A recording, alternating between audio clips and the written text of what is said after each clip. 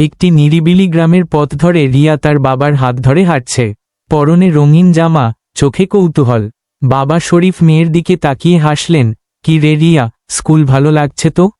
রিয়া হেসে বলল, হ্যাঁ বাবা, অনেক মজা লাগে। রিয়া আর তার বাবা শরীফ বাড়িতে এসে ঢুকল। মা শরীফা মাটির চুলার পাশে বসে রান্না করছেন।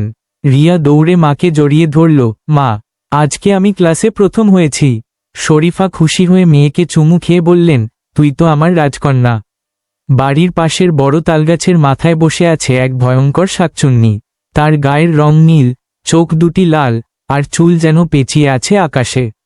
সে নিচে তাকিয়ে মুচকি হেসে বলছে, এই বাড়িতে এবার আমি খেল দেখাবো। সন্ধ্যাবেলায় শরীফ, শরীফা আর রিয়া একসাথে বসে খাওয়া দাওয়া করছে। পাটের আসনে বসে মাটির থালায় গরম ভাত। রিয়া বলল, আজ মা খুব মজা হয়েছে। শরীফা বললেন, তোর জন্যই তো রান্নায় যত তেল মশলার ব্যবহার। রাতের নিস্তব্ধতায় তালগাছের ডালে একা বসে আছে শাকচুন্নি। সে হঠাৎ হেসে উঠল একরকম অদ্ভুত কণ্ঠে। তার চোখ লাল হয়ে জ্বলছে। ওদের আনন্দ বেশি হয়ে গেছে, ভোরবেলা সূর্য উঠছে। শরীফ ঘরের দরজা খুলে ধীরে ধীরে ক্ষেতের দিকে হাঁটছে। হাতে কোদাল আর ঝাঁপির মধ্যে বীজ। তার পেছনে উঠানে রিয়া দাঁড়িয়ে হাত নাড়ল। বাবা, সাবধানে যেও। রিয়া উঠানে খেলা করছে, গাছের পাতা কুড়িয়ে কুড়িয়ে কিছু বানাচ্ছে। তালগাছের উপর থেকে শাকচুন্নি একগুচ্ছ তালের আটি নিয়ে নিচে তাকিয়ে আছে। হঠাৎ একটি আটি ছুঁড়ে দিল রিয়ার মাথায়। রিয়া চমকে উঠল। আহ, কে মারল? রিয়া দৌড়ে ঘরে গিয়ে মা বাবাকে সব বলল।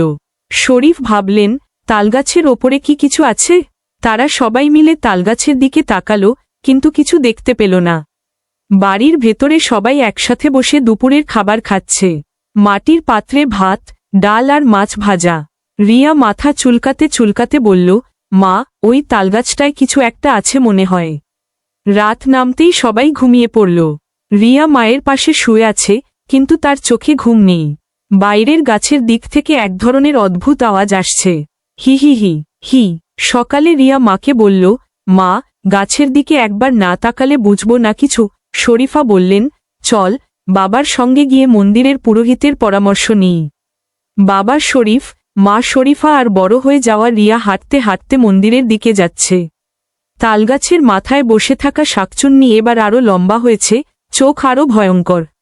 সে বলল, এদের যাওয়া কিছুতেই ভালো না লাগছে আমার। পুরোহিত তাদের বললেন, তোমার মেয়েকে রক্ষা করতে হবে পবিত্র তাবিজ দিয়ে।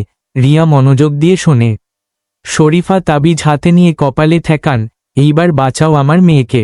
রাতে ঘরে ফিরে শরীফ রিয়ার হাতে তাবিজ পরিয়ে দিলেন। রিয়া দীপ্ত মুখে মা বাবার দিকে তাকালো। মায়ের চোখে পানি, বাবার মুখে সাহস। তারা জানে, এখন কিছু একটা বদলাবে। শাকচুন্নি উড়ে আসে বাড়ির উপরে। কিন্তু হঠাৎ তার সামনে এক অদৃশ্য দেয়াল তৈরি হয় তাবিজের আলোতে। সে চেঁচিয়ে উঠে, না, আমি এই ঘরে ঢুকতে পারছি না। ভেতরে রিয়া ঘুমিয়ে পড়েছে। তাবিজের আলো তার হাত থেকে মৃদু আলো ছড়াচ্ছে। মা শরীফা তার পাশে শুয়ে, বাবা শরীফ দরজায় বসে পাহারা দিচ্ছেন। ভোরবেলা আবার সূর্য ওঠে। রিয়া বড় হয়েছে, পরনে হালকা সালোয়ার কামিজ। সেই উঠানে ঝাড়ু দিচ্ছে। মা শাক কুটছেন, বাবা হাঁটছেন ক্ষেতের দিকে। কিন্তু দূরে তালগাছের ছায়ার ফাঁক দিয়ে কেউ একজন তাকিয়ে আছে। হ্যাঁ, সেই শাকচুন্নি। আজ আরও এক ধাপ এগোতে চায় সে।